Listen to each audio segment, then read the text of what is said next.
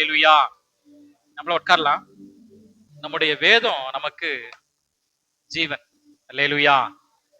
நம்முடைய வேதம் நமக்கு அது ஜீவனை கொடுக்கிறதா இருக்கிறது. அப்ப அந்த ஜீவன் உள்ள வார்த்தை என்பது நம்முடைய வாழ்க்கையில வருகிற போது நமக்கு என்ன பண்ணும்? ஜீவனை கொடுக்கிறதா இருக்கும். அல்லேலூயா. நம்ம பாட்டெல்லாம் பாடணும், மனுஷன் மண். அப்ப அந்த மண்ணான மனுஷன் சில நேரங்கள் என்ன பண்றோம்? அந்த மண்ணுன்றதை நம்ம மறந்து செயல்படுகிறோம். மறந்து செயல்படுகிற போது தேவனுடைய சித்தத்தை நம்ம என்ன பண்றோம்? விட்டுறோம். எப்போ நான் மண்ணுங்கிறத மறக்கிறேனோ அப்போ தேவனுடைய சித்தத்தை நிறைவேற்றுவதற்கு நான் என்ன பண்றேன்? தவறி விடுகிறேன். எப்பொழுது நான் தவறுகிறேனோ அப்பொழுது தேவன் என்ன பண்றான்? நம்மை உணர்வடைய செய்து உணர்வு உள்ள ஆவி நமக்கு தந்து அவருடைய பக்கமாக நம்மை திருப்புகிறார். அல்லேலூயா. நம்ம விழாம நடக்கவே முடியாது. ஆனா தேவன் நம்மை சீர்படுத்த விரும்புகிறார். ஆமா, ஒவ்வொரு நாளும், இன்றைய நாளில் ஒவ்வொரு நாளும் தேவன் என்ன பண்றாரு? சீர்படுத்துவதற்கு தேவன் நம்மளை அழைத்திருக்கிறார். அந்த அழைப்புக்கு பங்குள்ளவர்களாக, சொந்தக்காரர்களாக, சுதந்திரவாளியாக நாம் என்ன பண்ணோம்? செயல்படுகிற போது தேவனுடைய ஆசீர்வாதத்தை நாம் பெற்றுக்கொள்ள முடியும். அல்லேலூயா. பெற்றுக்கொள்வதற்கு நம்முடைய கரங்கள் எப்படி இருக்கணும்? தேவனிடத்துல உயர்ந்து இருக்கணும். அல்லேலூயா. அப்ப தேவனிடத்துல உயர்ந்து இருக்கிற போது நாம் பெற்றுக்கொள்வோம். அப்ப பெற்றுக்கொள்வதற்கு நாம் என்ன பண்ணோம்? ஆயத்தமா இருக்கணும். ஆயத்தப்படுவதற்கு முன்பாக நாம் என்ன பண்ணணும்? பண்பட வேண்டும். உண்டா இல்லைங்களா? ஆயத்தம் ஆவதற்கு முன்பாக பண்பட வேண்டும். பண்படுவது பிறகுதான், பண்பட்ட பிறகுதான் நாம ஆயத்தம் என்கிற ஆடையை நம்ம என்ன பண்ணோம்? அணிந்து கொள்ள முடியும். அல்லேலூயா. அப்போ அந்த ஆயத்தம் என்கிற ஆடை அணிந்து கொண்ட பிறகு நாம் என்ன பண்ணலாம்? எதற்கும் கவலைப்பட வேண்டியதே இல்லை. அல்லேலூயா. அப்ப நம்முடைய நோக்கம், நம்முடைய சிந்தனை, நம்முடைய சித்தம் எல்லாம் தேவனுடைய விருப்பத்தை நிறைவேற்றக்கூடியதாக இருந்தா அந்த ஆயத்தம் என்கிற ஆடை அணிந்து கொண்டு நாம் செயல்படுகிறவர்களாக இருப்போம். அல்லேலூயா. அப்ப ஆயத்தம் என்கிற ஆடை அணிந்து கொள்கிற போது நாம என்ன பண்ண வேண்டியதில்லை? கலங்க வேண்டியதே கிடையாது. அல்லேலூயா. நாம் தேவனுக்கு வருகைக்காக எப்படி கடந்த வாரம் பார்த்தது போல 10 கன்னிகைகள்ல 5 பேர் புத்தி உள்ளவர்களும் 5 பேர் புத்தி இல்லாதவர்களுமா இருந்தார்கள். அப்ப புத்தி உள்ளவர்கள் என்ன பண்ணாங்க? தேவனோட ஆயத்தத்துல பங்கு பெற்றார்கள். புத்தி இல்லாதவர்கள் தேவனோட ஆயத்தம் வருகைக்கு போது அவர்கள் என்ன பண்றாங்க? தவறிட்டாங்க. அதற்குள்ள அவருடைய வாசலுக்குள்ள அவங்க பிரவேசிக்க முடியல. கதவு அடைக்கப்பட்டது. நம் கதவு அடைக்கப்படுவதற்காக தேவன் நம்மளை தெரிந்து கொள்ளவில்லை. கதவுக்குள்ளாக, வாசலுக்குள்ளாக செல்வதற்காக, பிரவேசிப்பதற்காக தான் தேவன் நம்மை தெரிந்து கொண்டிருக்கிறார். அல்லேலூயா. இன்றைய தியான வசனம் யோவான் எழுதின சுவிசேஷம் 16ஆம் அதிகாரம் 33வது வசனம். என்னிடத்தில் உங்களுக்கு சமாதானம் உண்டாயிருக்கும் பொருட்டு இவைகளை உங்களுக்கு சொன்னேன். உலகத்தில் உங்களுக்கு உபத்திரவம் உண்டு, ஆனாலும் திடன் கொள்ளுங்கள், நான் உலகத்தை ஜெயித்தேன் என்றார். நான் உலகத்தை ஜெயித்தேன் அப்படின்னு ஆண்டவர் சொல்றார். அல்லேலூயா. சில நேரங்களில வருகிற பிரச்சனைகளும் போராட்டங்களும் நம்முடைய வாழ்க்கையில என்ன பண்ணுதுன்னா, அது வருகிற அந்த உபத்திரவம் என்பது நமக்கு என்ன பண்றது? பிடிக்கிறது இல்லை. உண்டா இல்லைங்களா? யாருமே உபத்திரப்படுறது சந்தோஷமா ஏற்றுக்குவாங்களா? ஆனா இயேசு கிறிஸ்து அதை சந்தோஷமா ஏற்றுக்கொண்டார். அல்லேலூயா. பிதாவுடைய சித்தத்தையும் விருப்பத்தையும் தேவனுக்கு மனிதனுக்கு இடையே இருந்த அந்த பெரிய பிளவை, இணைப்பை உண்டாக்குவதற்காக பாலமாக இயேசு கிறிஸ்து என்ன பண்ணாரு? அந்த தேவனுடைய விருப்பத்தை நிறைவேற்றுவதற்காக அந்த உபத்திரத்தை என்ன பண்ணாரா? சாந்தமாய் எடுத்துக்கொண்டார். சந்தோஷமாய் என்ன பண்ணாரு? ஏற்றுக்கொண்டார். அவர் ஏற்றுக்கொண்டதுனால்தான் நமக்கு ரட்சிப்பு கிடைத்திருக்கு. அல்லேலூயா. நல்லா கவனிங்க. அவர் உபத்திரத்தின் வழியாய் கடந்து வந்ததினால்தான் அவர் சொல்றாரு, நான் உலகத்தை ஜெயித்தேன்ங்கிறார். அந்த கடைசி 2 வரிகள் மட்டும் நான் பார்க்க போறோம். தியான வசனம். உலகத்தில் உங்களுக்கு உபத்திரம் உண்டு, ஆனாலும் திடன் கொள்ளுங்கள், நான் உலகத்தை ஜெயித்தேன் அப்ப திடன் கொள்ளுகிற அளவுக்கு நாம என்ன பண்ணிருக்கிறோம்? சோர்ந்து போயிருக்கிறோம், தொய்வா இருக்கிறோம். நான் என்ன சொல்றேன், நம்ம வாசல் சொன்ன விரக்தியா இருக்கணும்.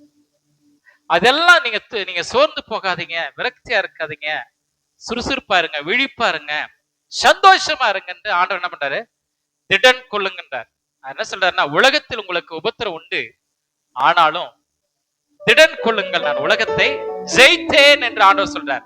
இந்த ஜெயித்தேன் என்கிற வார்த்தைக்கு என்ன அர்த்தம் தெரியுங்களா? வெற்றி என்கிற அர்த்தம், வெற்றி. அப்ப தேவன் என்ன பண்றாரு? ஜெயிச்சார். யார்கிட்ட இருந்து? பிசாசினுடைய தலையை நசுக்கிட்டார். ஆனா நம்ம என்ன பண்றோம்? இன்னும் பிசாசு பிசாசு என்ன பண்றோம்? பிசாசே சொல்லிட்டு இருக்கிறோம். பிசாசுடைய வார்த்தை உச்சரிப்பு அதிகமா, எதுக்கெடுத்தாலும் பழி எங்க தூக்கி போடுறோம்? பிசாசு மேல தூக்கி போடுறோம்.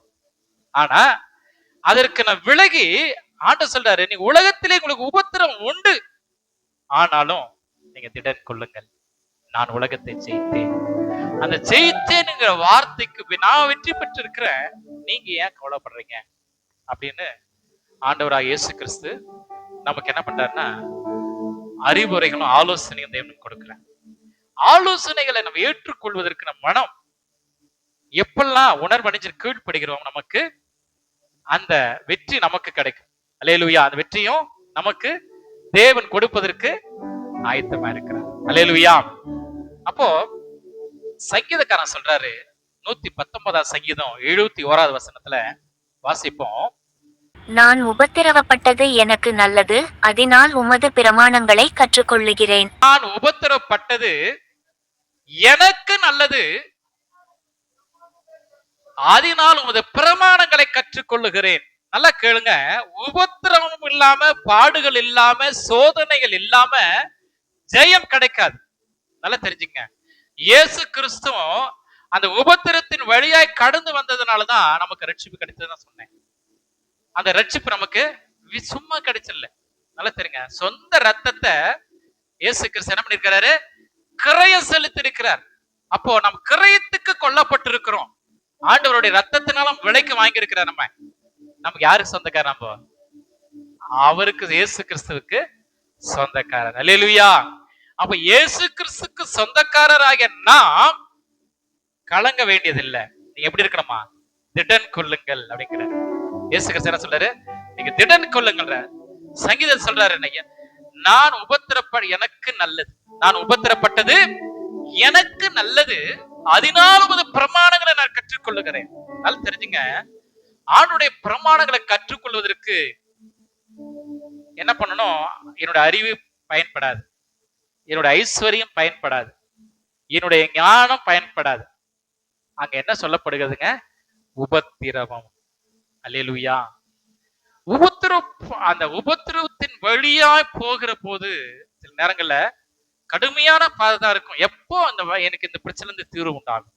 சிலர்லாம் நினைப்பாங்க, எப்போ இந்த தலைவலியிலிருந்து, எப்போ இந்த முழங்கால் வலியிலிருந்து, எப்போ என் கை வலியிலிருந்து, எப்போ என்னோட இடுப்புல எனக்கு தீர்வு உண்டாகும் அப்படின்னு சிலரு சரீரத்துக்குண்டான கவலைகள் இருக்கும். ஒரு சிலருக்கு ஆவிக்குரிய காரியங்கள்ல கவலைகள் இருக்கும். ஆவிக்குரிய காரியங்கள் சில நேரங்கள்ல சில விஷயங்கள் பேசணும்னு நினைப்பாங்க, ஆனா பேச முடியாது. சில இடங்கள்ல பேசக்கூடாத இடத்துல பேச வேண்டியதா இருக்கும். சிலர் அதெல்லாம் ஆவிக்குரிய சங்கடங்கள். சிலர் ரொம்ப நாள் அவர்கள் நம்ம விட்டு தொலைவில் இருப்பாங்க. நமக்கு அவங்கள நிறைய இடைவெளி இருக்கும். ஆனா நம்ம அவங்ககிட்ட போய் பேச வேண்டிய ஒரு சூழல்ல தேவன் உருவாக்கி கொடுப்பார். ஏன் தெரியுங்களா? தேவன் நம்மளை பண்படுத்த விரும்புகிறார். அல்லேலூயா. உபத்திரத்தின் வழியா பண்படுத்த விரும்புகிறார். நான் வாழ்நாள் முழுசா அவங்ககிட்ட பேசவே கூடாது, அவங்ககிட்ட நான் பார்க்கவே கூடாது. ஆனா நான் பார்க்கவே கூடாது, பேசவே கூடாது நினைச்சீங்கன்னா ஆண்டவர் என்ன பண்ண? அங்கதான் கொண்டு நிறுத்துவார். ஏன் தெரியுங்களா? தேவன் உங்களை பண்படுத்துவதற்காக. அல்லேலூயா. ஏன்னா சுயம் என்னில் சாம்பலாய் மாற நான் பாடிறேன் ஈஸியா. சுயம் என்னில் சாம்பலாய் மாற ஈஸியா பாடிறேன்ல. பாடும்போது எவ்வளவு அழகா பாடுறீங்க. ஆனா அந்த சுயம் சாகிறதுக்கு நான் சாகணும். அல்லேலூயா. சுயம் சாகிறதுக்கு நான் சாகணும். ஏன்னா கிறிஸ்துவுக்காக நல்லா தெரிஞ்சுக்க. நமக்காக கிறிஸ்து என்ன பண்ணிருக்கிறாரு? சிலுவைய சகிச்சார். இல்லைங்களா? அந்த உபத்திரத்தின் வழியா அந்த உபத்திரத்தை சந்தோஷமா ஏற்றுக்கொண்டாராம். யாருக்காக? நமக்காக, எனக்காக. ஆண்டவர் என்ன பண்ணாரு? சந்தோஷமா அந்த சிலுவையின் பாடுகளை, உபத்திரவங்களை கடந்து வந்தார். நாளைக்கு அவன் காட்டி கொடுக்க போறான் என்னார் என்று தெரியும். ஆனா அவங்ககிட்ட என்னன்றாரு? புத்தத்தினால என்னை காட்டி கொடுத்தாய். அவனுடைய கால்களை என்ன பண்ணுவா? அந்த ரா போஜனத்தை அவனோட கால்களை தேவன் கழுவுறாரு. அந்த ரா போஜனத்தில் அவனோட கூட என்ன பண்றாரு? சாப்பிடுறாரு உட்கார்ந்து. நான் சொல்றது உங்களுக்கு புரியுதுங்களா? வாழ்க்கையில அவன் வாழ்க்கையில கூடயே வரக்கூடாது, அவங்க கூட நான் பேசவே கூடாது அப்படின்னு நினைக்கிற போதுதான் ஆண்டவர் என்ன பண்றாரு? நம்மளை பண்படுத்துறாரு. நல்லா தெரிஞ்சுங்க. அந்த பண்படுத்துகிற போது பேச வேண்டிய சூழலை தேவன் உருவாக்குறார். அந்த சூழலை உருவாக்கி நமக்குள்ள இருக்கிற அந்த சுயத்தை எடுத்து போடுறார். நல்லா தெரிஞ்சுங்க. இது உங்களை அவமானப்படுத்த ஆண்டவர் செய்யறது இல்லை. நல்லா தெரிஞ்சுங்க. ஆண்டவர் உங்களை அவமானப்படுத்தணும், உங்களை துக்கப்படுத்தணும், உங்களை கவலைக்குள்ள கொண்டு போகணும்லாம் கிடையாது. அந்த இது நான் சொல்றது ஆவிக்குரிய சங்கடங்களை சொல்றேன். அந்த உபத்திரவத்தின் வழியை ஆண்டவர் கொண்டு போகும்போது தான் அந்த நான் சுயம் சாகிற போதுதான் நான் பண்படுவேன். நான் பண்படுகிற போதுதான் பிரமாணங்களை கற்றுக்கொள்வேன். அல்லேலூயா. அப்பதான் நான் பிரமாணங்களை கற்றுக்கொள்ள முடியும். நல்லா தெரிஞ்சுங்க. பிரமாணம் கற்றுக்கொள்வதற்கு தகுதி, குவாலிபிகேஷன் பத்தி நான் சொல்லிட்டு இருக்கிறேன். அப்ப தேவன் என்ன பண்றாருன்னா, நமக்கு ஒரு குவாலிபிகேஷன் நமக்கு உருவாக்குறதுக்காக சங்கீதக்காரர் சொல்றார், உபத்திரப்பட்டது, நான் உபத்திரப்பட்டு எனக்கு நல்லது, அதனால் உமது பிரமாணங்களை கற்றுக்கொள்ளுகிறேன். அல்லேலூயா. அப்ப தேவனுடைய பிரமாணங்களை கற்றுக்கொள்வதற்கு என் இருதயத்தை தேவன் என்ன பண்றாருன்னா புடமிடுகிறார். அந்த உபத்திரவத்தின் வழியாய் தேவன் என்ன பண்றாரு? என்னை நடத்துகிறார். நான் மரண இருளின் பள்ளத்தாக்கிலே நடந்தாலும் பொல்லாப்புக்கு பயப்படேன். தேவரீர் நீர் என்னோட கூட இருக்கிற உமது கோலும் உமது தடியும் என்னை தேற்றும். அல்லேலூயா. வேத வசனம் தான் கோலும் தடியும். புரியுதுங்களா? கோலும் தடியும் வேத வசனம் தான். வேத வசனம் என்னை தேற்றுமா. அப்ப என் சத்துருக்கள் முன்பாக நீ ஒரு பந்தியை நீ ஆயத்தப்படுத்திய தலைய என்னையினால் அபிஷேகம் பண்ணுகிறேன். பாத்திரம் நிரம்பி வழிகிறது. நான் ஜீவனுள்ள நானெல்லாம் நன்மையும் கிருபையும் என்னை தொடரும். நான் கர்த்தருடைய வீட்டிலே நீடித்த நாட்களாய் நிலைத்திருப்பேன். இதுதான் எப்போ? உபத்திரத்தின் வழியா. அந்த உபத்திரத்தின் வழியா நான் கடந்து போகிற போதுதான் சங்கீதக்காரர் சொல்ற அழகா, நான் உபத்திரப்பட்டது எனக்கு நல்லது, அதனால் உமது பிரமாணங்களை கற்றுக்கொள்ளுகிறேன். அப்ப நம்மளை தேவன் என்ன பண்றார்? நம்ம கற்றுக் கொடுக்கிறார். எதை? பிரமாணங்களை. அப்ப பிரமாணங்களை கற்றுக்கொள்வதற்கு என் இருதயத்தை உபத்திரத்தின் வழியாய் கடக்க செய்யறார். பாதை கடினமா தான் இருக்கும். ஆனா அந்த பாதை கடந்து செங்கடல்ல போகிற போது ஜனங்கள் எப்படி இருந்திருப்பாங்க? பயமா தான் இருந்திருக்கும். பின்னாடி வேணா போர் வீரர்கள் தொலைச்சிட்டு வராங்க. ஆனா செங்கடலை கடந்த பிறகு அவங்களுக்கு எப்படி இருந்திருக்கும்? இரவிலே அக்னி ஸ்தம்பமும் பகலிலே மேக ஸ்தம்பமும் அவங்களை கொண்டு போய் என்ன பண்ணுச்சு? கானானுக்குள்ள பிரவேசிக்க பண்ணுச்சு. ஆனா அந்த அந்த அடிமையா இருந்த அவர்கள் அந்த உபத்திரத்தின் வழியா அந்த சத்தம் தேவனுடைய சந்நிதியில கேட்டுச்சோம். அடிமையா இருந்தாங்க பத்தி எகிப்துல.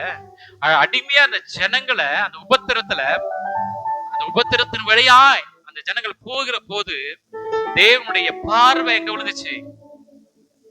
ஆமா, இஸ்ரவேல் ஜனங்க மேல விழுந்துச்சு. அப்ப என்ன பண்ற? ஆண்டவரு செங்கடலை பிளக்க செய்யறார். பார்வனுடைய அடிமைத்தனத்திலிருந்து பிடியிலிருந்து தேவன் அந்த ஜனங்களை பிடித்து என்ன பண்றாரு? கானானுக்குள்ள கொண்டு போய் விடுறார். அதே போலதான் விசுவாசிகளை நமக்கு அந்த உபத்திரம் வருகிற போது நாம என்ன பண்ணக்கூடாது? வேதம் சொல்லுங்க, நீங்க திடன் கொள்ளுங்கள், நான் உலகத்தை ஜெயித்தேன் அப்படி ஆண்டு சொல்றார். அப்ப தேவன் நம்மளை ஜெயிப்பதற்கும் அந்த வெற்றி கொடுப்பதற்கு தான் அந்த உபத்திரத்தை நேரம் கொண்டு போறாரு. ஒவ்வொருத்தருக்கும் ஒவ்வொரு விதமான உபத்திரம் இருக்கும். ஒவ்வொருத்தருக்கும் நான் சொன்ன என்ன, சிலருக்கு சரீரத்தில் பிரச்சனை இருக்கும், சிலருக்கு ஆவிக்குள்ள பிரச்சனை இருக்கும். இது ரெண்டையும் ஆண்டவரால பேலன்ஸ் பண்ண முடியுமா? முடியாதா? கட்டாயம் முடியும். ஆனா அதற்கு என்ன செய்யணும் தெரியுங்களா? என்ன ஒப்பு கொடுக்கணும். அல்லேலூயா. நான் முதல்ல சொன்னேன், நாம யாரு?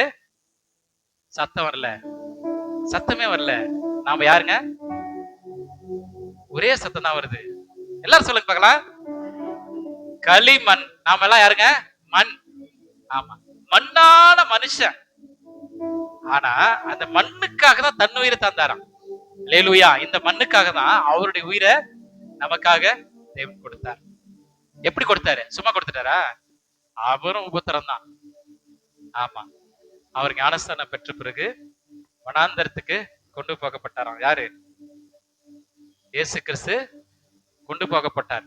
கொண்டு போகப்பட்டு அங்க என்ன பண்ணாங்க? நடந்த விஷயம் என்ன? அங்க நடந்த விஷயம், சாஷ்டாங்கம் எனக்கு விழுந்து சாத்தான் சொல்றான், அதெல்லாம் முடியும், அப்பாலே போய் சாத்தானே.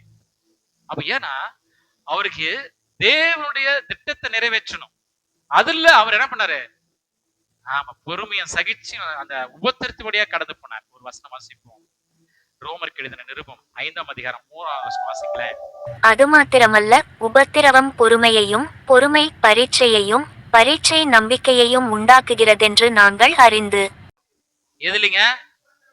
உபத்திரவங்களிலேயும் மேன்மை பாராட்டுகிறோம். புரியுதுங்களா? அந்த அந்த பொறுமை பரீட்சையும், பரீட்சை நம்பிக்கை உண்டாக்குறது என்று உபத்திரவங்களிலே நாங்கள் மேன்மை பாராட்டுகிறோம்.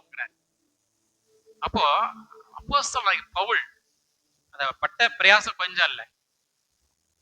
எந்த அளவுக்கு ஆடினாரோ அந்த அளவுக்கு அவருக்கு உபத்திரம். சிலெல்லாம் சந்தோஷமாக்குறது நல்லா இருக்கும். ஆனா உபத்திரவத்தின் வழியா நம்ம கடந்து போகிற போது ஆண்டு நம்ம கூட இருக்கிறாருங்க. அதை நீ மறந்துடவே கூடாது. அல்லேலூயா. எனக்கு எப்போ அந்த நாட்களில், எப்போ அந்த நாளிலிருந்து, எப்போ இந்த வருஷத்திலிருந்து, எப்போ இந்த மாதத்திலிருந்து எனக்கு பிரச்சனை தீரும், அது பலர் இயங்கிக் கொண்டிருக்கிற அந்த கடினமான அந்த உபத்திரத்தின் வழியா போகிற போது ஆண்டவர் கூட இருக்கிறார். போட்ல யார் இருக்கிறாரு? ஆண்டவராக இயேசு கிறிஸ்து இருக்கிறார். அல்லேலூயா. நம்முடைய வாழ்க்கையில அவர் கூட இருக்கிறார். எப்ப நம்ம ரட்சிப்பை நம்ம கொடுத்தாரோ, ரட்சிப்பை எப்ப நம்ம ரட்சிக்கப்பட்டு தேவனிடத்துல வந்தோமோ, மனம் திரும்பி எப்பொழுது ஞானஸ்நானம் பெற்றோமோ, அதில் இருந்து ஆண்டவர் நம்ம கூட என்ன பண்றாரு? பயணம் வந்துட்டு இருக்கிறார். அல்லேலூயா. ஆமா, உபத்திரத்தை நான் மட்டும் தான் போயிட்டு இருக்கிறேன். ஐயோ, சில நேரத்துல நான் ஒருவன் மாத்திரம் இல்லையா போய் என்ன பண்றான்? நான் ஒருவன் மாத்திரம் இருக்கிறேன் ஆண்டவரே. ஆனா ஆண்டவர் சொல்றார், திரும்பி பார்ப்ப எவ்வளவு பேர் உனக்கா வச்சிருக்கிறேன், நீ ஏன் கவலைப்படுற, போய் வேலை பாரு. சில நேரத்துல நம்ம தான் நினைக்கிறோம், எந்த மாதிரி கஷ்டம் உலகத்துல யாருக்குமே வரக்கூடாது.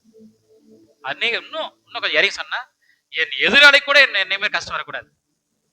சில அப்படி சொல்லுவாங்க, நான் படுற உபத்திரம் மாதிரி, நான் படுற பாடுகள் மாதிரி யாருக்கும் வரக்கூடாது.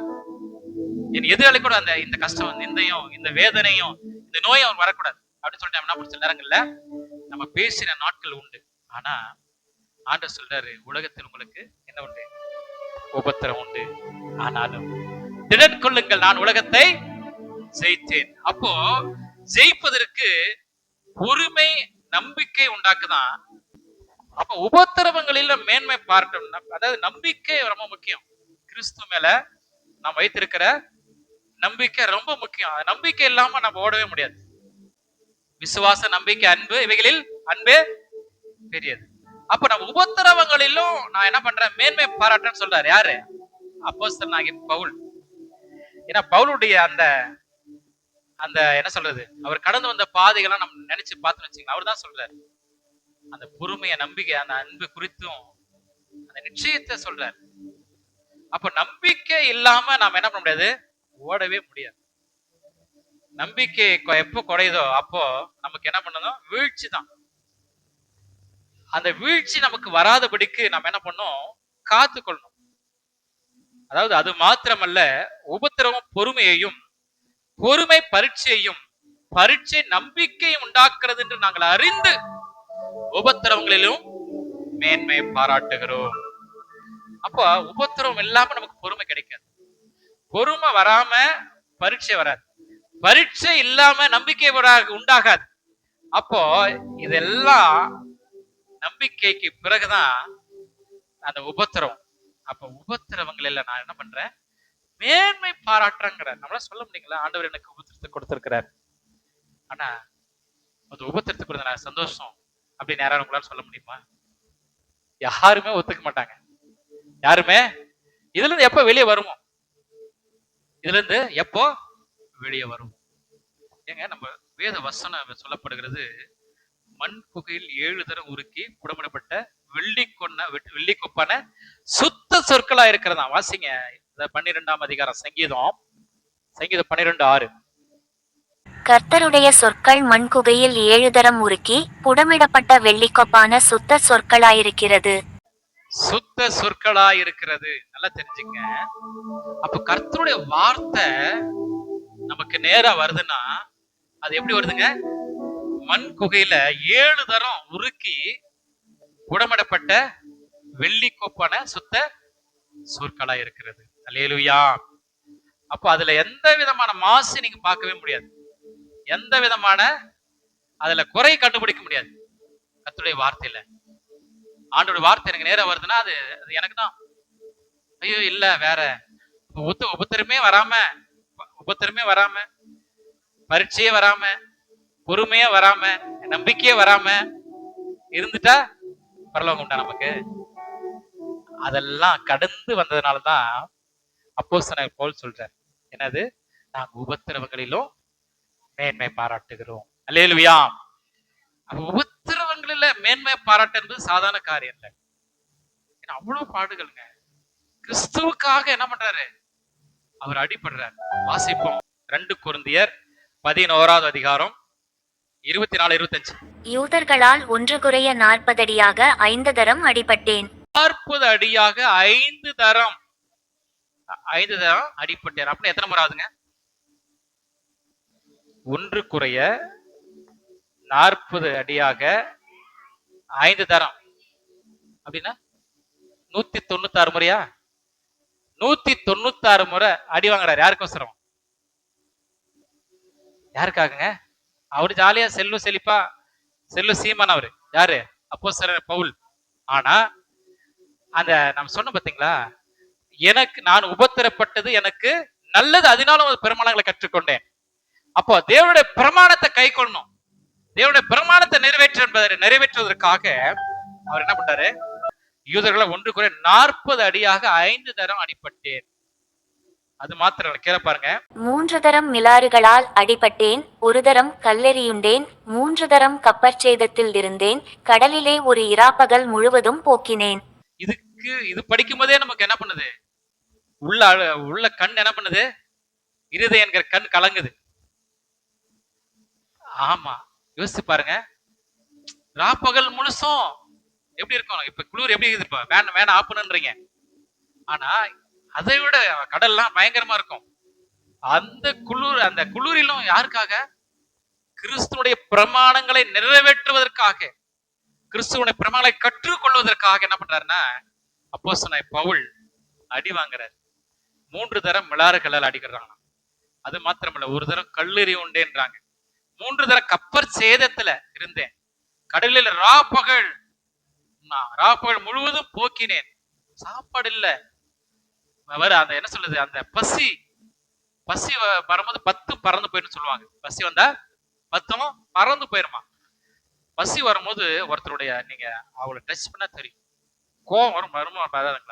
ஃபர்ஸ்ட் சாப்பாடை போடு, அப்புறம் பேசலாம். அப்ப பசி வரும்போது பொறுமை, நம்பிக்கை, பரீட்சை எல்லாமே போயிடும் இல்லைங்களா? என்ன அப்படி சொல்றீங்க? இப்படி பாக்குறீங்க? உண்டா இல்லைங்களா? உங்களுக்கு எல்லாம் பசி எடுத்ததே இல்லையா?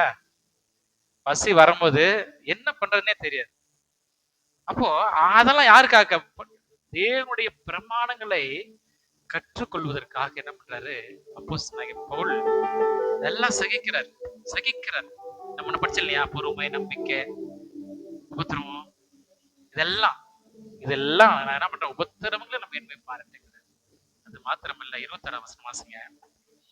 அநேகந்தரம் பிரயாணம் பண்ணினேன், ஆறுகளால் வந்த மோசங்களிலும் கள்ளரால் வந்த மோசங்களிலும் என் சுயஜனங்களால் வந்த மோசங்களிலும் அந்நிய ஜனங்களால் வந்த மோசங்களிலும் பட்டணங்களில் உண்டான மோசங்களிலும் வனாந்தரத்தில் உண்டான மோசங்களிலும் சமுத்திரத்தில் உண்டான மோசங்களிலும் கள்ளச்சகோதரரிடத்தில் உண்டான மோசங்களிலும். கள்ளரால் வந்த மோசங்களிலும். இருங்க. ஆறுகளால் வந்த மோசம். ஆற்றை கடக்கணும், முடியல. இந்த இடத்துல அந்த இடத்துல போக முடியல, அதுல வந்த மோசம். 2வது கள்ளர்களால். ஆமா, இருக்கிறது இவன் பசிக்குது கொஞ்சம் வச்சுன்னு அதையும் ஒருத்தன் என்ன பண்ணிடுவான், திருடின்னு போயிடுவான். அந்த மோசங்களிலும் என் சுய ஜனங்களால் வந்த மோசங்களிலும் அந்நிய ஜனங்களால் வந்த மோசங்களிலும் பட்டணங்களில் உண்டான மோசங்களிலும் வனாந்தரத்தில் உண்டான மோசங்களிலும் சமுத்திரத்தில் உண்டான மோசங்களிலும் கள்ள சகோதரத்தில் உண்டான மோசங்களிலும் பாருங்க, பிரயாசத்திலும் வருத்தத்திலும் அநேக முறை கண் விழிப்புகளிலும் பசியிலும் தாகத்திலும் அநேக முறை உபவாசங்களிலும் குளிரிலும் நிர்வாணத்திலும் இருந்தேன். ஈவை முதலானவைகளை எல்லாம் எல்லா சபைகளை குறித்து உண்டாயிருக்கிற கவலை என்னை நாள்தோறும் நெருக்குகிறது. புரியுதுங்களா? யோசித்து பாருங்க. ஒரு வேளை சாப்பிடனாவே நமக்கு என்ன ஆகும் தெரியுங்களா? அடுத்து எப்ப டைம் வரும், எப்ப சாப்பாடு கிடைக்கும் காத்திருப்போம். பசி, தாகம், கண் விழிப்பு, அப்புறம் அநேக முறை உபவாசம். அப்போ அது மாத்திரம் குளிர், நிர்வாணம், எல்லாத்திலையும் இவை முதலானவை எல்லாம் எல்லா சபைகளை குறித்து உண்டாயிருக்கிற கவலை கவலை நாள்தோறும் நெருக்குச்சான். யோசிச்சு பாருங்க. சிலர்லாம் நமக்கு ஒரு குடும்பத்துல 4 பேர் இருந்தா நமக்கு எவ்வளவு கவலைகள் இருக்கும்ல, எவ்வளவு கவலை இருக்கும். 4 பிள்ளைங்க, ஒரு குடும்பத்துல 4 பேர், பிள்ளைங்க, மனைவி, பெற்றோர்கள், மாமனார் மாமியார், இவரெல்லாம் இருக்கும்போது அங்க வருகிற பிரச்சனைகள், கவலை, போராட்டம் நிறைய இருக்கும். ஆனா அதை தாண்டி ஒரு அந்த வட்டத்தை விட்டு வெளியே தாண்டி ஒரு பிரச்சனையை சந்திக்கணும்னு சாதாரண விஷயம் இல்லை. சிலர்லாம் நம்ம ஈஸியா சொல்லிடுறோம். தலைவர்கள்லாம் இது பண்ணியதான் நல்லா இருந்திருக்கும், அது செஞ்சது நல்லா இருந்திருக்கும். ஆனா தலைவர்களுக்கும் கலெக்டர்களுக்கும் இருக்கிற பிரச்சனை நமக்கு குறைவுதான். அல்லேலூயா. நல்லா யோசனை பண்ணி பாருங்க. ஒரு வீட்டுக்கு தலையா இருக்கிறவங்களுக்கு ரொம்ப கடினமான கஷ்டம். ஆமா, ஏன்னா அவங்களுக்கு குடும்ப செலவு பார்க்கணும், வீட்டுல இருக்கிற படிப்பு செலவு, பிள்ளைங்களோட படிப்பு செலவு பார்க்கணும், திடீர்னு ஒரு பிள்ளைங்க ஹாஸ்பிட்டலுக்கு உடம்பு சரியில்லைன்னா அந்த மருத்துவ செலவு பார்க்கணும், அதையும் தாண்டி இருக்கிற கடன் சுமைகளை பார்க்கணும். இதெல்லாம் ஏன்னா தலையை நம்ம ஈஸியா கிறிஸ்து தலையா இருக்கிறது போல என்ன சொந்த புருஷர் உங்களுக்கு தலையா இருக்கிற கீழ்படிஞ்சு போங்க அப்படின்னு சொல்லிடுறாங்க ஈஸியா. ஆனா ஏன் ஆண்டவர் இந்த வார்த்தையை சொன்னார்? அப்ப அந்த கீழ்ப்படிதல் குடும்பத்துல வருகிற போது அந்த பிரச்சனைகளும் போராட்டங்களும் தலைக்கு மேல இருக்கும். அதற்கு மேல ஒரு தலைவனா இருந்தானா, ஒரு கட்சி கவுன்சிலராவோ, ஒரு எம்எல்ஏவோ, ஒரு எம்பியாவோ, இல்ல ஒரு மினிஸ்டராவோ இருந்தாங்கன்னா அதுக்கு வேலை என்ன இருக்கும்? காலையில தூங்கி எழுந்ததுக்கு அப்புறம் பிஸியாவும் இருக்கும். தன் சொந்த குடும்பத்தை பார்க்கறதுக்கும் டைம் இருக்காது, புருஷ மனைவிடத்துல பிள்ளைங்களிடத்துல பேசுறதுக்கும் நேரம் இருக்காது. ஆனா அது போல இவர் சொல்றாரு, நான் அதாவது இவை முதலானவைகளை அல்லாமல் எல்லா சபைகளை குறித்து உண்டாயிருக்கிற கவலை நாள்தோறும் நெருக்குகிறது. புரியுதுங்களா சொல்றது? அந்த பாரம் நமக்குள்ள வரணும், அந்த உபத்திரவத்தை நம்ம உள்வாங்கிக் கொள்ளணும். ஐயா உங்களுக்கு என்ன அப்படின்னு நம்ம சில நினைப்பாங்க, உங்களுக்கு என்ன? ஆனா நமக்கு தேவன் ஒரு பாரத்தை கொடுத்திருக்கிறார். என்னன்னு தெரியுமா உங்களுக்கு? ஒவ்வொருத்தர் குறித்தும் ஒரு பாரம் இருக்கு. நான் திரும்ப ஒரு விஷயத்த சொல்றேன், அது எத்தனையோ வருஷத்துக்கு முன்னாடி கேட்டது. உங்களுக்கு பின்னாடி, ஒவ்வொருத்தருக்கு பின்னாடி ஒரு சபை இருக்கு. இதை நீங்க உணர்றீங்களா?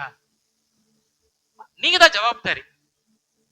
ஏன்னா நீங்க போய் ஆண்டவருடைய சமூகத்தில் நிற்கிற போது ஆண்டவர் கேட்பார், கணக்கு கேட்பார்.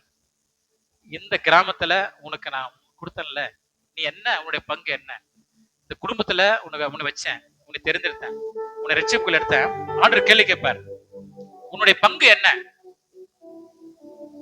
அப்ப ஆண்டவருக்கு நம்ம ஒவ்வொருத்தர் குறித்தும் சபை இருக்கு. அந்த பாரம் எனக்குள்ள இருந்துச்சுன்னா அந்த பாரம் என்னை சும்மா இருக்க விடாது. அப்ப மற்றவர்களுக்காக நான் என்ன பண்ணுவேன்? ஜெபிக்கிறவனாக, கொடுக்கிறவனாக, செயல்படுகிறவனாக நான் இருப்பேன். அல்லேலூயா. நான் சொல்றது உங்களுக்கு புரியுதுங்களா? உங்களை ஒவ்வொருத்தர் குறித்தும், உங்களுக்கு ஒவ்வொருத்தருக்கும் தேவன் ஒரு பாரத்தை வச்சிருக்கிறார். ஆமா, குடும்பங்கள் இல்ல, ஒருத்தர் உடம்பு சரியில்லை, ஒருத்தர் என்ன பண்றாரு, பசியா இருக்கிறார், ஒரு தேவை உள்ளவர்களா இருக்கிறார், ஒரு ஆலோசனை கொடுக்கறதா வச்சிருக்கிறார். அப்ப அந்த இடத்துல நான் என்ன பண்ணணும், நீங்க போய் செஞ்சு என்ன பண்ணும், ஆண்டோட நாம மகிமைக்காக நீங்க நின்னு அவளுக்காக செயல்படுகிற பாத்தீங்களா, அந்த பாரம் ஒரு இருதயத்தை என்ன பண்ணும், அந்த உபத்திரத்தின் வழியா கடந்து போகிற போது தேவனுடைய பிரமாணங்களை நிறைவேற்ற இருப்பீங்க நீங்க. அல்லேலூயா. அப்ப தேவனுடைய பிரமாணங்களை நிறைவேற்றுவதற்கு நான் ஆயத்தப்பட வேண்டும். அல்லேலூயா. உபத்திரத்தின் வழியா போகணும், பசிய நேரத்துல பசிய தாங்கணும். என்ன சொல்றது, அப்புறம் சில நேரத்துல எதிர்பார்ப்பு இருக்கும், எதிர்பார்ப்பு நம்ம கிடைக்காது, தோல்வியை சந்திக்கணும், அவமானங்களை சந்திக்கணும். ஏன்னா கிறிஸ்து அவமானங்களை சகிச்சாராம், அவமானங்களை சந்தித்தார். உண்டா இல்லைங்களா? ஒருத்தன் காரி துப்புறாங்க, காரி துப்புறான் ஒருத்தன், ஆண்டவர் என்ன பண்றாரு, அதெல்லாம் சகிச்சார். ஒரு முறை அன்னை தெரசா அவங்க பிள்ளைகளுக்காக அந்த ஹோம் வச்சிருக்காங்க. ஒரு சேட்டு இடத்துல போய் என்ன பண்ணிருக்காங்க, நம்ம கேட்டிருக்கிறாங்க, டொனேஷன் கேட்டிருக்கிறாங்க. அந்த சேட்டு என்ன பண்ணிருக்கிறாரு, இது நீங்க நிறைய முறை கேட்டிருக்கலாம், ஆனா அந்த சேட்டு என்ன பண்ணிருக்காரு, காரி துப்பி இருக்கிறாரு நம்ம மேல. நாமள என்ன பண்ணிருப்போம், அவன் சேட்டோட சட்டை பிடிச்சிட்டுப்போம், குடு இல்லையே விடு, எதுக்கு இது பண்ற. ஆனா அந்த அம்மா செஞ்ச, அன்னை தெரசா பண்ண விஷயம் என்ன தெரியுங்களா, எங்கேயோ எதையோ நாட்டுல பிறந்தாங்க, ஆனா இந்திய தேசத்து மேல அவங்களுக்கு ஒரு பாரம். அந்த பாரத்தினால அதை தொடச்சு கையில வச்சுக்கிட்டாங்கன்னா, எங்களுடைய ஜனங்களுக்கு நீங்க என்ன தரீங்க, எங்களுடைய மக்களுக்கு நீங்க என்ன தரீங்க அப்படின்னு சொல்லிட்டு அந்த அம்மா கண்ணீரோட கேட்கும் போது கேட்டுட்டு போயிட்டாங்கன்னா, அதன் பிறகு அந்த நபர் அந்த அம்மாவை தேடி வந்து என்ன பண்ணாரா, ஒரு காணிக்கை கொடுத்தாராம், ஒரு பணத்தை என்ன பண்ணாரு, ஆண்டவருக்கு அந்த பிள்ளைங்களுக்கு, ஹோமுக்கு நடத்துற பிள்ளைங்களுக்கு கொடுத்தாங்களாம். அப்ப அவனுடைய சரித்திரத்துல நம்ம எழுதியிருக்கிறாங்க. புரியுதுங்களா? அந்த அர்ப்பணிப்பும் அந்த பாரம் எனக்குள்ள இருக்கும். எப்போ நம்ம சபையை குறித்து நமக்கு ஒரு பாரம், நீங்க எல்லாம் சொன்னீங்க இல்லையா, எல்லாருக்கும் சபை குறித்த பாரம் இருக்கும். நான் சொல்றேன், உங்களுக்கு பின்னாடி ஒவ்வொருத்தருக்கு பின்னாடி ஒரு சபை இருக்கு. அந்த பாரம் எப்போ உங்களுக்குள்ள உருவாகுதோ அப்போ தேவன் உங்களுக்கு உபத்திரத்தின் வழியா கொண்டு போயிட்டு இருக்கிறான்னு அர்த்தம். அப்போ தேவனுடைய பிரமாணங்களை நிறைவேற்றி கொண்டு இருக்கிறீங்கன்னு அர்த்தம். அப்ப தேவனுடைய பிரமாணங்களை நிறைவேற்றிட்டீங்கன்னா அதை விட சந்தோஷம் உலகத்துல இனிமே கிடையாது. நீங்க ஜெயிச்சவங்க. ஏன்னா உலகத்தில் உங்களுக்கு உபத்திரம் உண்டு, ஆனாலும் திடன் கொள்ளுங்கள், நான் உலகத்தை ஜெயித்தேன். புரியுதுங்களா? அந்த வசனத்தை நான் சொந்தம் கொண்டாட முடியும். அல்லேலூயா. அந்த வசனத்தை நான் அதுக்கு உரியவனாக, அதற்கு உகந்தவனாக நான் என்ன மாற்றி அமைத்துக் கொள்ள முடியும். அல்லேலூயா. அதற்கு ஒரே விஷயம்தான், ஒரே ஒரு விஷயம்தான், உபத்திரம் என்கிற அந்த பாரத்தை நான் சுமக்கணும். அல்லேலூயா. உபத்திரம் என்கிற பாரத்தை நான் சுமக்கணும். ஏன்னா அப்போஸ்தலன் பவுல், நான் உபத்திரவங்களிலும் மேன்மை பாராட்டுகிறேன். சும்மா ஒரு மேன்மை பாராட்டல. புரியுதுங்களா? ஆமா, 196 முறை அடி, ஒரு முறை கல்லால, 3 முறை மிலாறுகளால, அநேக முறை பசி, முழுவதும் கடல்ல பசி, பட்டினி, உபவாசம், தாகம், நிர்வாணம், எவ்வளவு அசிங்க பண்ணுமோ எல்லாத்துக்கும் யாருக்காக? கிறிஸ்துவுக்காக. அல்லேலூயா. கிறிஸ்துவுக்காக நீங்க பாடுகளை எப்ப அனுபவிக்கிறீங்களோ, எப்ப அந்த உபத்திரத்தின் வழியா நீங்க கடந்து போகிறீங்களோ, அப்பொழுது தேவனுடைய பிரமாணங்களை நீங்க நிறைவேற்றி கொண்டிருக்கிறீங்க அர்த்தம். அல்லேலூயா. தேவனுடைய பிரமாணங்களை கற்றுக்கொள்ளுகிற அந்த பிரமாணங்களை மேன்மை பாராட்ட சாதாரண காரியம் இல்ல. அந்த உபத்திரவத்தின் வழியா நான் கடந்து போகிற போது ஆண்டவர் நமக்கோடு இருக்கிறார், அதை மறந்துடாதீங்க. அல்லேலூயா. ஆமா, ஏன்னா இயேசு கிறிஸ்து நடந்து வரார், கடல் மேல நடக்கிறார். அப்போஸ்தலன் பேதுரு என்ன பண்றாரு தெரியுங்களா? நான் வரட்டுமா அப்படின்னு கேட்கிறார். ஆண்டவர், ஏன்னா ஆண்டவர் அவர் இடத்துல வருகிற ஒருத்தரையும் வேணான்னு சொல்றதுல கூப்பிடுறார், வா வரா. ஆனா அவனுக்குள்ள என்ன போயிடுச்சு தெரியுங்களா? விசுவாசம் போயிடுச்சு. என்ன போச்சுங்க? விசுவாசம் போயிடுச்சு. அவிசுவாசம் அவனுக்குள்ள வந்துருது. கடல் அவன் மூழ்கிறான். உடனே ஐயோ நான் மடிந்து போயிருந்தேன் ஐயோ அப்படின்னு கத்துறான். ஆண்டவர் என்ன பண்ண தலைமுடி பிடிச்சு தூக்குறாரு. நான் சொல்றது எதுக்கு புரியுதுங்களா? நீங்க உபத்திரத்தின் வழியா நீங்க கடந்து போகும்போது ஆண்டவர் உங்களுக்கு கூட இருக்கிறார். அது ஏன் நீங்க மறந்துடுறீங்க? அல்லேலூயா. ஆண்டவர் உங்களோட கூட இருக்கிறார். எப்போ ஆண்டவர் உங்களை தெரிந்து கொண்டாரோ அப்போ பிரயாணத்துல அவரும் கூட இருக்கிறார். அல்லேலூயா. அப்போ உலகத்தில் உங்களுக்கு உபத்திரம் உண்டு, ஆனாலும் திடன் கொள்ளுங்கள், நான் உலகத்தை ஜெயித்தேன். அல்லேலூயா. அப்ப அந்த ஜெயம் சில நேரத்துல நீங்க காதெல்லாம் போட்டிருக்கீங்கல்ல, பார்த்திருக்கீங்களா? நீங்க அந்த வீடியோஸ் எல்லாம் பாருங்க. நீங்க காதுல போட முடியாது. ஏன் அதுக்கு விலை ஜாஸ்தியாக தெரியுங்களா? அங்க போயிட்டு திரும்ப அந்த அந்த என்ன சொல்றதுன்னா, அந்த குகைக்குள்ள போயிட்டு அவன் வெளியே திரும்ப வரவே முடியாது. அவ்வளவு சீக்கிரம் வர்றதுங்கிறது என்ன சொல்றது, போருக்கு போயிட்டு திரும்ப உயிர் வராத மாதிரி தான். அப்படி எல்லாம் என்ன பண்றாங்க, அந்த குகைக்குள்ள போயிட்டு திரும்பி அக்னி அது வெளியே வரும்போது சும்மா கிடையாது. வாசிப்போம் 1 பேதுரு 1:7. அழிந்து போகிற பொன் அக்கினியினாலே சோதிக்கப்படும், அதை பார்க்கிலும் அதிக விலையேற பெற்றதாயிருக்கிற உங்கள் விசுவாசம் சோதிக்கப்பட்டு இயேசு கிறிஸ்து வெளிப்படும்போது உங்களுக்கு புகழ்ச்சியும் கனமும் மகிமையும் உண்டாக காணப்படும். அதை பார்க்கல, நல்லா தெரிஞ்சுக்க. நீங்க பொண்ணை விட நீங்க விலையேறப்பட்ட நான் சொல்ல வர்றாரு. சொல்லுங்க, வாசிங்க.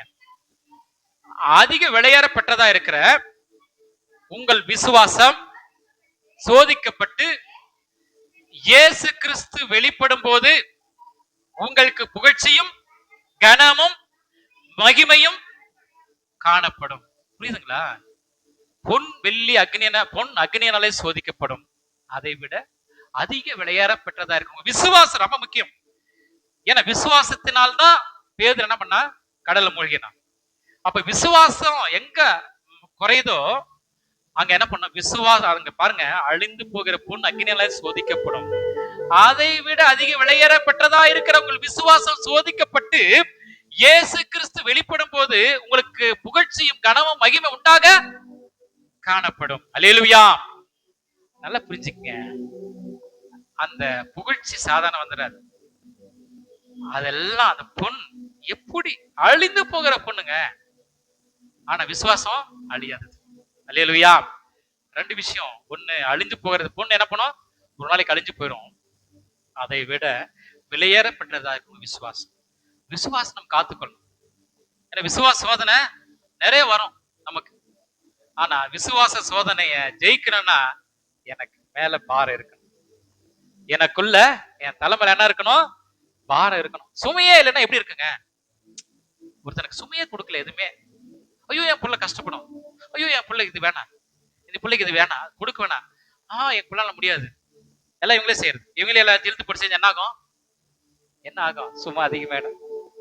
அப்ப இவங்க நடக்கிறது கஷ்டமா போயிடும். புரியுதுங்களா? சில நேரம் பெற்றோர்கள் அப்படிதான் இருக்கிறாங்க. பிள்ளைங்க மேல அன்பினால அவங்கள அந்த உபத்திரத்தை விடுறதே இல்லை. பணியில நடையக்கூடாது, ஐயோ வேணாடா வந்துடுற உள்ள, மழையில் நடையாதே வாடா, வெயில் வாடா உள்ள. அப்ப என்ன பண்றோம், உள்ள இழுத்து இழுத்து என்ன பண்றவன செயல்படவே விடுறதில்ல. அதனாலதான் அவன் என்ன பண்றான், 18 வருஷம் 20 வருஷம் ஆயும் இருக்கிறவன் நம்ம இருக்கு. அவனுக்கு உபத்திரம்னா என்னன்னு தெரியல. ஒரு சின்ன கஷ்டம் வந்தாவே அவன் என்ன பண்றான், அடுத்து என்ன செய்யறதுன்னு திக்கத்துன்னு முழிக்கிறான். புரியுதுங்களா? ஆண்டவன் நமக்கு உபத்திரவத்தை கொடுக்கிறது பிரமாணங்களை கற்றுக்கொள்வதற்கும். மனசு கீழே 1 பேதுரு 1:7 சொல்லப்படுகிறது போல, அழிந்து போகிற பொன் அக்னியாலே சோதிக்கப்படும், அதை விட அதிக விலையேறப்பட்டதா இருக்கிற உங்களை விசுவாசம் சோதிக்கப்பட்டு இயேசு கிறிஸ்து வெளிப்படும் போது உங்களுக்கு புகழ்ச்சியும் கனமும் மகிமை உண்டாக காணப்படும். புரியுதுங்களா? அந்த அந்த ஒரு நொடிக்காக தான், அந்த ஒரு நிமிஷத்துக்காக தான் நம்ம இவ்வளவு பாடுகள், இவ்வளவு உபத்திரம். புரியுதுங்களா? உபத்திரமே எனக்கு வரக்கூடாது நீங்க நினைக்க வேணாம். உபத்திரத்தை வந்துச்சா என்ன பண்ணும் ஆண்டவர், இதெல்லாம் நினைச்சுக்கணும். இதெல்லாம் நம்ம வாழ்க்கையில ஏன் நமக்கு ஆண்டவர் இதெல்லாம் கற்றுக் கொடுக்கிறாருன்னா, ஏன் வேதத்தை வாசிக்க நமக்கு தேவன் கூட கற்றுக் கொடுக்கிறாருன்னா, இந்த வேதத்திலிருந்து நமக்கு முன்னோர்கள் எப்படி நடந்தாங்க, எப்படி ஜெயிச்சாங்க அப்படின்னு நமக்கு பாடத்தை நம்ம கற்றுக்கொள்கிறோம். அல்லேலூயா. கற்றுக்கொள்கிறோம். எப்போ நம்ம கற்றுக்கொள்கிறோமோ அப்பொழுது பிரமாணங்களை நாம் நிறைவேற்றுகிறோம். அல்லேலூயா. நான் உபத்திரப்பட்டது நல்லது, எனக்கு நல்லது, அதனால் உமது பிரமாணங்களை கற்றுக்கொள்கிறேன். சில நேரத்துல பல விஷயங்கள் இருக்கும். பல எதனால எப்படி வேணா உபத்திரம் வரும். ஆனா அதற்கு ஜெயிக்கிறதுக்கு விசுவாசம் என்ன கேடகம் உங்களுக்குள்ள இருக்கணும். விசுவாசம் என்ன கேடகத்தை நீங்க புடிச்சுக்கணும். அல்லேலூயா. நீங்க எப்ப புடிச்சிட்டு போயிட்டே இருக்கிறீங்கன்னு வச்சுங்களேன், அது எவ்வளவு பெரிய பிரச்சனைகள் உபத்திரம் வந்தாலும் பவுல் சொன்னது போல உபத்திரவங்களில் நான் மேன்மை பாராட்டுகிறோம். அல்லேலூயா. உபத்திரவங்களில் நான் மேன்மை பாராட்ட முடியும். அப்ப அந்த சொல்றது, உலகத்தில் உங்களுக்கு உபத்திரம் உண்டு, ஆனாலும் நான் உலகத்தை ஜெயித்தேன், நீங்கள் திடன் கொள்ளுங்கள், நான் உலகத்தை ஜெயித்தேன். நம்மள எழுந்திருப்போமா? தேவன் நமக்கு நம்மளை கற்றுக் கொடுக்கிறார். தேவன் நமக்கு கற்றுக் கொடுக்கிறார். கற்றுக்கொள்ளும் போது சில நேரங்களில சங்கடங்கள் இருக்கும், சில நேரம் பலவீனங்கள் இருக்கும். ஆனா தேவன் அவருடைய பிரமாணத்தை நம்ம நிறைவேற்றியுள்ளார். ஆமா, அவர் கற்பனைகளை, அவருடைய பிரமாணங்களை நிறைவேற்றியுள்ளார். அல்லேலூயா. அப்ப தேவனுடைய பிரமாணத்தை நிறைவேற்றுவதற்கு நான் என்ன ஒப்பு கொடுக்கணும்? அவ்வளவுதான் விஷயம். ஆமா, மேன்மை பாராட்டுவதற்கு ஒண்ணுமே கிடையாது. நான் மேன்மை பாராட்டுவதற்கு ஒண்ணுமே கிடையாது. எதை கொண்டு வந்தோம், எதை கொண்டு செல்வதற்கு? இது வசனம். மனுஷன் வந்தவனமே போறான், நிர்வாணமா போறான். நாமெல்லாம் மண்ணு. இந்த மண்ணான மனுஷன் நாம் யார் என்பதை முதல்ல அறிஞ்சுக்கணும். ஆனா இங்க வேதம் சொல்லப்படுகிறது, உலகத்திலே உங்களுக்கு உபத்திரம். ஆண்டவர் உபத்திரமே உங்களுக்கு கொடுக்க மாட்டேன்னு சொல்லல. ஆனாலும் நீங்க திடன் கொள்ளுங்க, நான் உலகத்தை ஜெயித்தேன். அந்த வெற்றியை நான் பெற்றுக்கொள்வதற்கு நான் உபத்திரத்தினுடைய தான் கடந்து போகணும். அந்த உபத்திரத்தினுடைய கடந்து போகிற போதுதான் எனக்கு வெற்றி.